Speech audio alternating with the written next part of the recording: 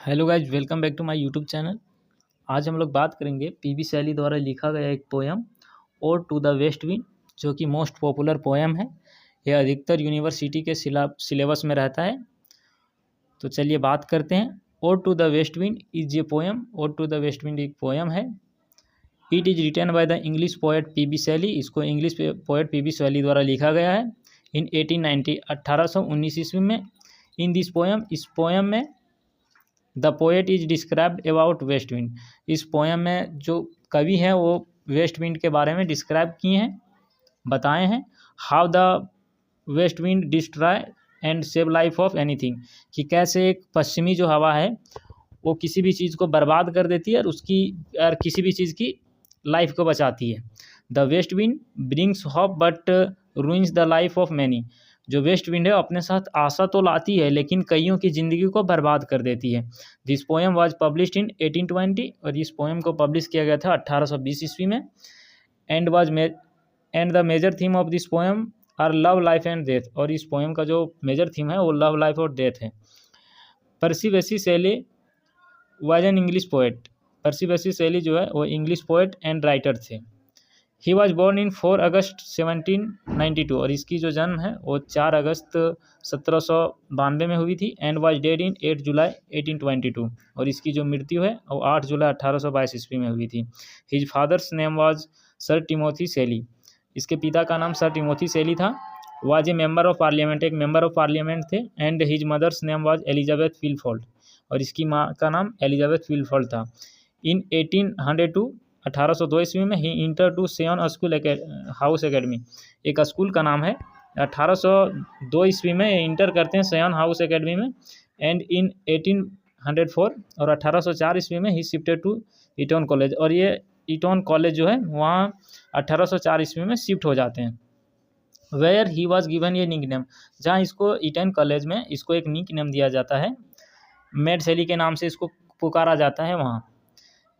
इन 1810 और 1810 ईस्वी में ही passed out from school and enter Oxford university, और 1810 ईस्वी में ये स्कूल से पास कर जाते हैं। स्कूल से पास आउट करके और यूनिवर्सिटी में एडमिशन लेते हैं, ऑक्सफोर्ड यूनिवर्सिटी में।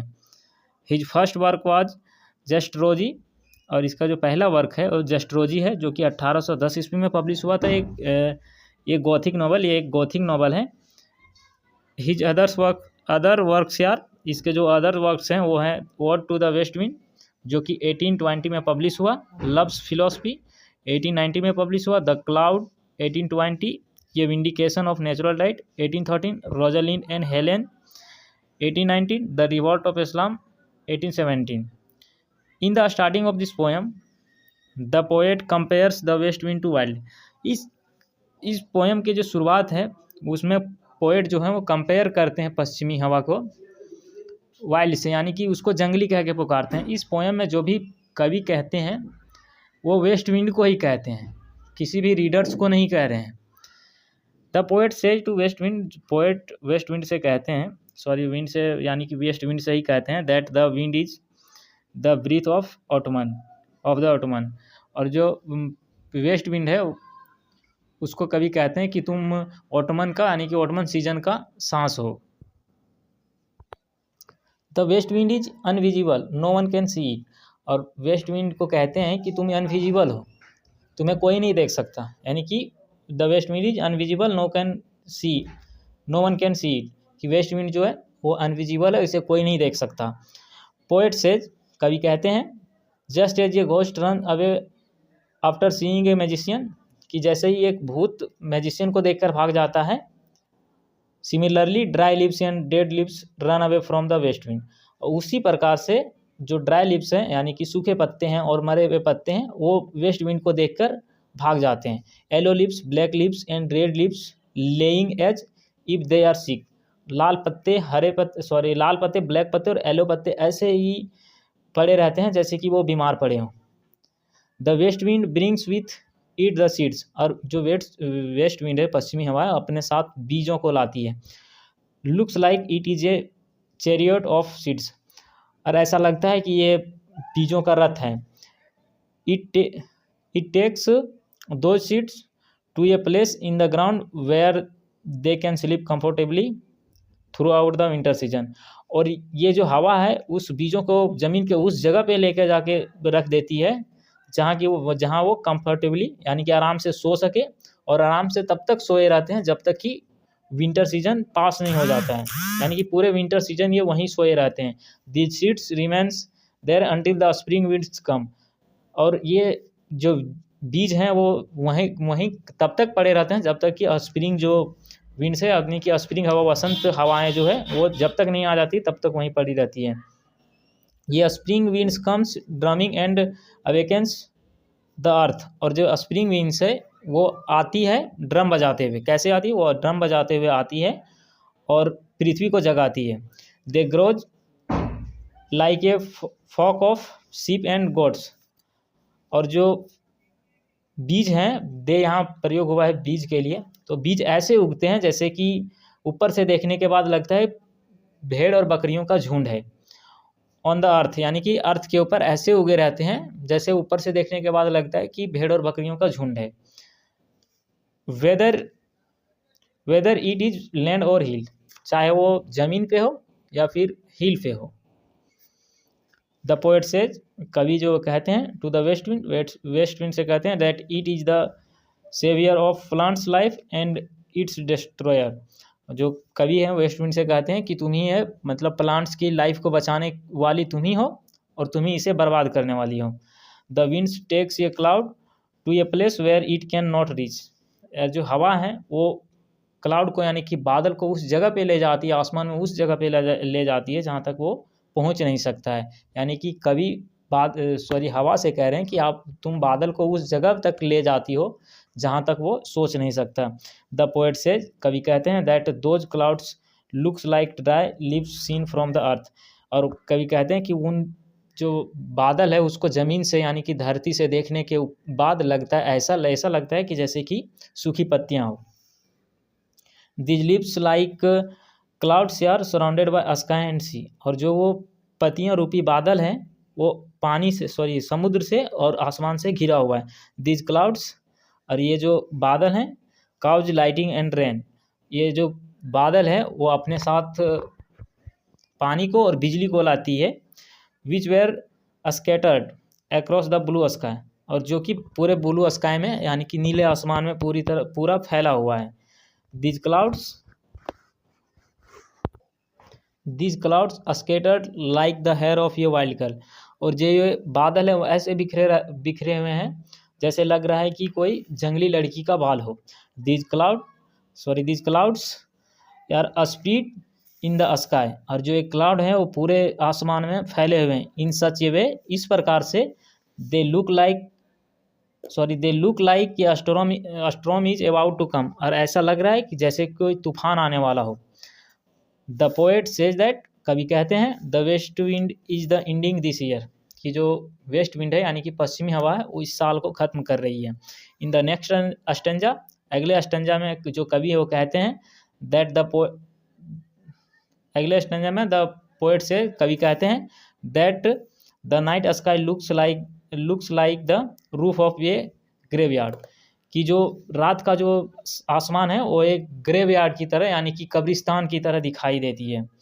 And the door of this graveyard, और इस ग्रेवयार्ड की, यानी कब्रिस्तान की जो दरवाज़ा है, is a cloud in the sky. आसमान में जो ग्रेवयार्ड की, यानी कि आसमान को ग्रेवयार्ड कहा है और जो बादल है उसको उसकी दरवाज़ा कहा है।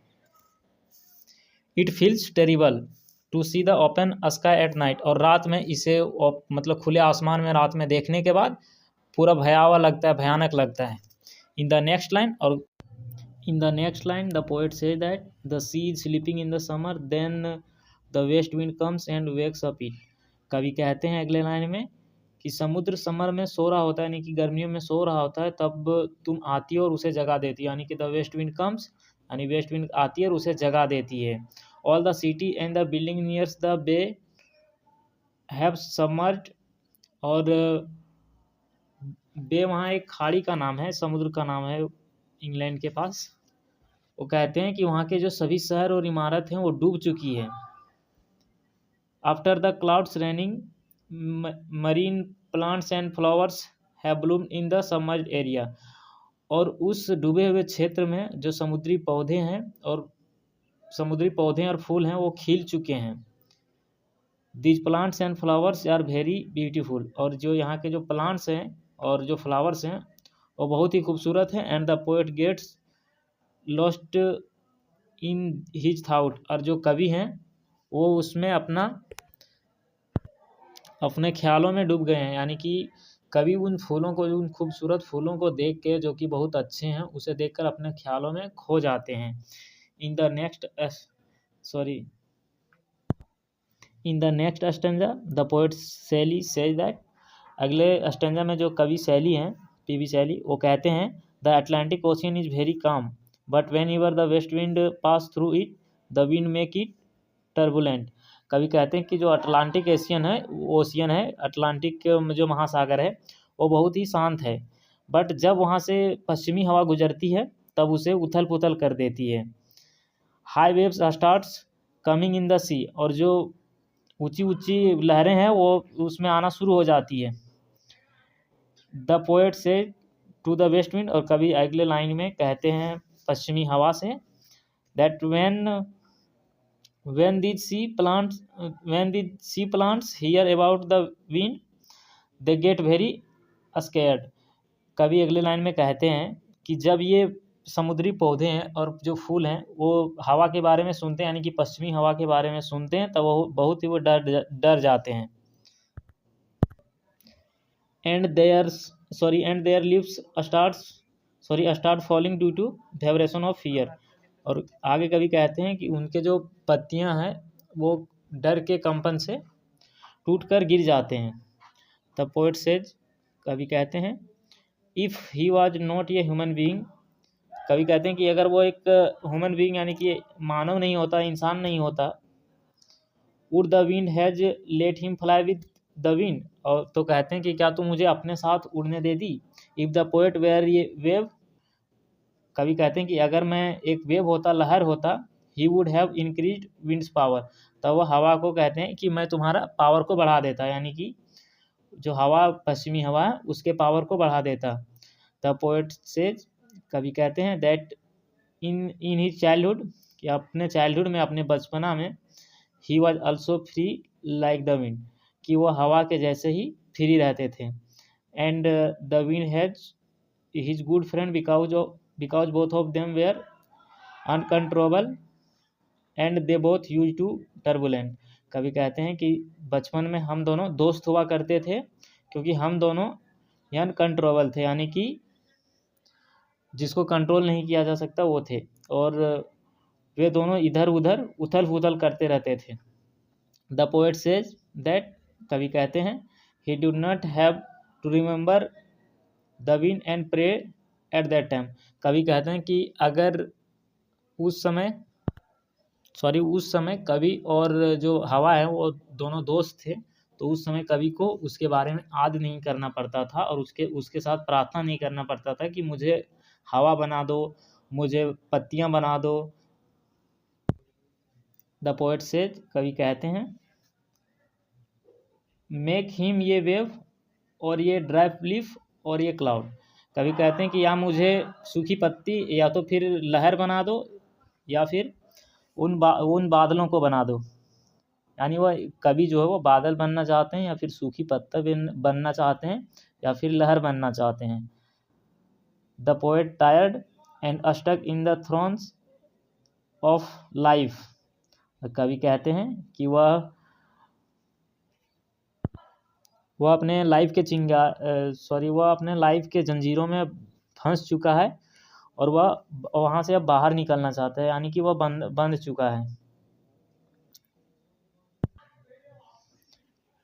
And the time has closed him down, और जो वक्त है उसको जंजीर की तरह बांध रखा है। द पोएट सेज, कवि कहते हैं, टू द वेस्ट विंड से कहते हैं, that when the wind comes to the forest, कवि कहते हैं कि जब तुम फॉरेस्ट में आती हो, इट साउंड्स लाइक म्यूजिक, तब उसका जो हवा का जो साउंड है वो म्यूजिक की तरह सुनाई देती है। And it's arrival the leaves of the forest starts falling on their own, और कवि कहते हैं कि जो जंगल की जो पेड़ों की पत्तियां हैं वो अपने आप गिरने लगती है जब तुम आते हो। द पोएट सेज, कवि कहते हैं, it to make him its musical instrument, कि तुम मुझे अपना म्यूजिकल इंस्ट्रूमेंट बना लो। If the wind will become poets friend, कवि कहते हैं कि अगर तुम मुझे अपना दोस्त बना लेती हो, they both will make good music, तो कवि और वो दोनों मिलके, यानी कि हवा और कवि मिलके एक अच्छा म्यूजिक बनाते। And that music will be very simple and sweet, और जो म्यूजिक होता है वो बहुत ही साधारण होता और स्वीट होता, मधुर होता।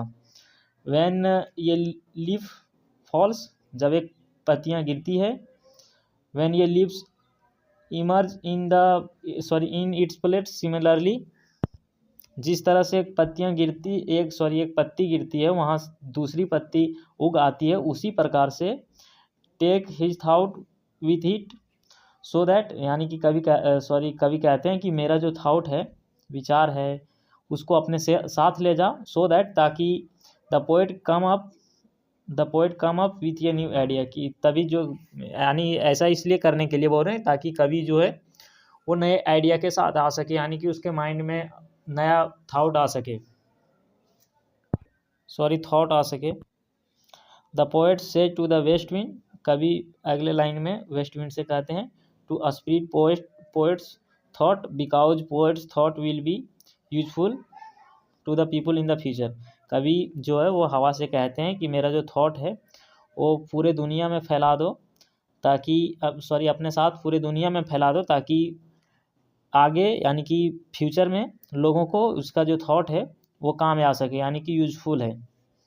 द पोएट सेज दैट, कवि कहते हैं, if autumn season will coming then the spring season will also come after that, कहते हैं कि यदि एक ऑटमन सीजन आ रहा है तो उसके बाद स्प्रिंग सीजन अवश्य आएगा। दैट मीन्स, इसका मतलब ये है, some happiness will also come that after sorrow, कि कोई दुख के बाद कोई सुख ज़रूर आता है। Thank you.